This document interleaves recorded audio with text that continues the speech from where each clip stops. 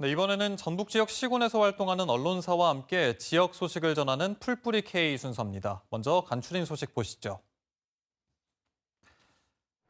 네, 먼저 고창의 주간 해피데이입니다. 고창군 공무원이 고창산단 비상대책위원회를 대상으로 불법 녹음을 했다는 의혹이 제기됐다는 기사입니다.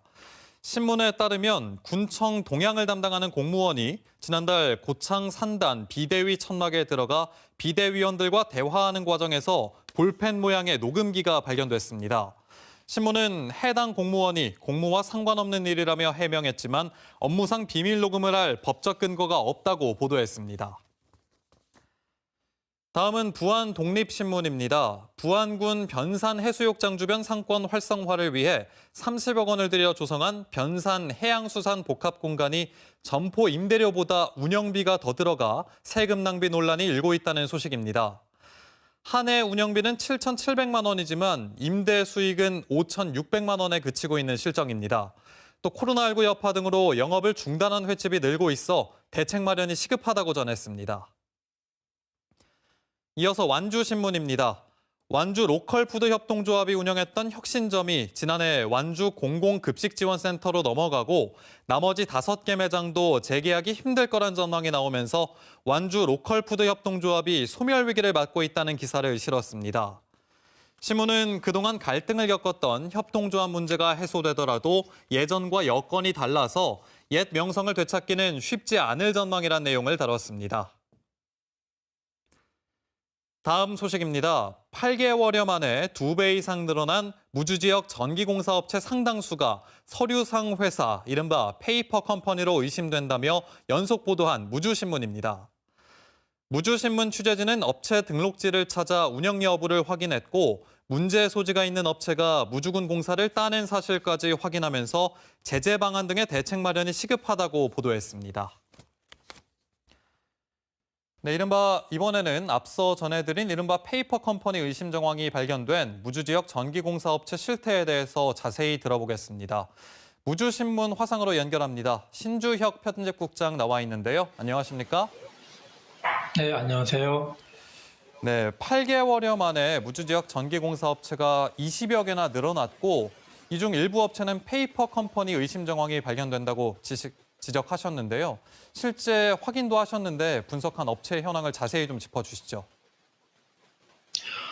네, 지난달 기준으로 무주에 주소를 둔 전기공사 업체 수는 모두 45개에 이릅니다.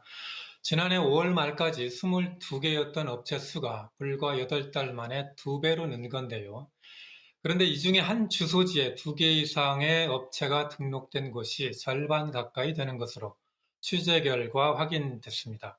심지어는 각기 다른 상호를 가진 7개 회사가 동일한 주소지를 사용하는 경우도 있었습니다. 또 이 중에 5개 업체는 전화번호조차 같은 데다 전화번호로 확인된 주소지가 전주시여서 사실상 서류상으로만 존재하는 페이퍼 컴퍼니가 아니냐는 의혹이 일고 있습니다. 네, 이 중 일부 업체는 실제 무주군이 발주한 입찰에 참여하거나 계약한 것으로 확인됐죠. 네, 그렇습니다. 지난해 12월 무주군에서 발주한 공사에 최종 낙찰된 업체가 실제로는 무주에 사업체가 없고 서류상으로 주소지만 둔 업체로 밝혀졌습니다. 그러니까 실제 사업장은 무주가 아닌 다른 지역에 있지만 무주에서 발주하는 공사를 따내기 위해서 또 다른 사업자 등록을 내고 그 소재지를 무주로 둔 겁니다. 네, 무주 같은 군 단위 지역에 전기공사 업체가 갑자기 이렇게 급증한 이유는 뭐라고 보십니까? 무주와 같은 지역에서 가장 큰 전기공사 발주처는 한국전력입니다. 한전에서는 지역별로 2년마다 단가 입찰을 해서 무주의 경우 통상 3개 업체를 선정하는데요. 낙찰된 이 3개 업체가 2년 동안 모든 공사를 맡게 됩니다. 그런데 입찰을 할 때 최소 1년 이상 해당 지역에 주소를 둔 업체에 지역 가점을 줍니다. 한전은 올해 말에도 향후 2년간 공사를 전담할 업체를 선정할 예정인데요. 여기에 입찰하기 위해서 지난해 하반기에 전기공사 업체들이 무주로 주소지를 대거 옮긴 걸로 분석됩니다. 또 무주에서 태권브이랜드 조성 사업 등 수년간 대규모 관광 사업이 진행되는 데다 관급공사의 경우에는 도에서 발주하는 공사보다 상대적으로 경쟁이 덜한 지자체를 노리는 이유도 있는 것으로 보입니다.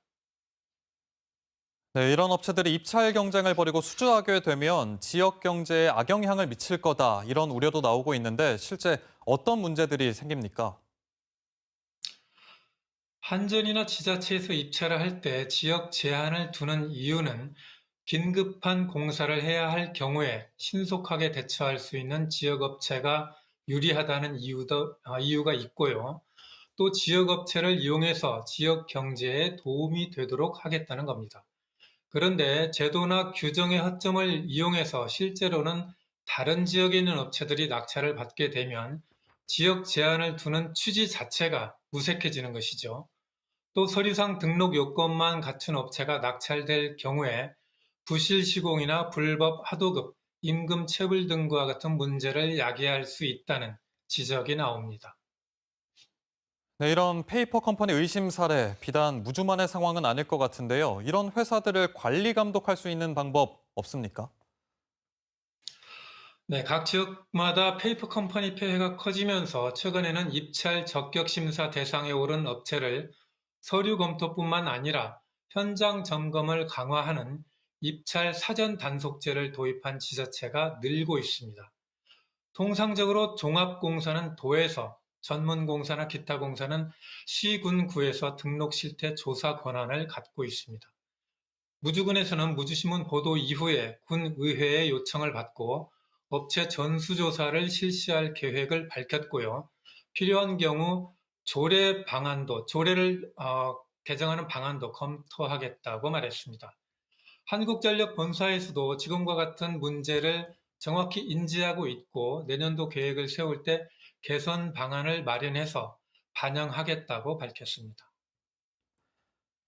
네, 법의 허점을 악용해서 우후죽순으로 늘고 있는 유령 회사를 단속하고 공정 경쟁이 될 수 있게 제도적인 장치를 마련하는 게 시급해 보입니다. 오늘 말씀 잘 들었습니다. 고맙습니다. 네, 감사합니다.